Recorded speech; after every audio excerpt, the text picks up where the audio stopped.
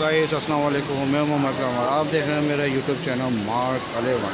Guys आज हम हज़रत सैयदना जनाब हज़रत नूरी शाह बाबा के मज़ार पे हाज़िर के लिए आए हुए हैं। आज जुमेरात का दिन है, यहाँ पे काफ़ी रश खाया जाता है।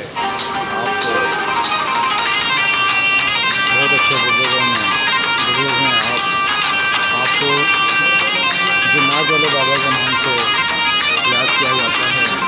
और जितने लोगों को जिन्नात का ख्याल होते हैं वो लोग आते हैं और नूरी शान मुशहदी देशा दीवान मुशहदी नूरी शान मुशहदी देशा दीवान मुशहदी कुल वलियां दे सुल्तान नूरी शान दीवान कुल वलियां दे सुल्तान नूरी शान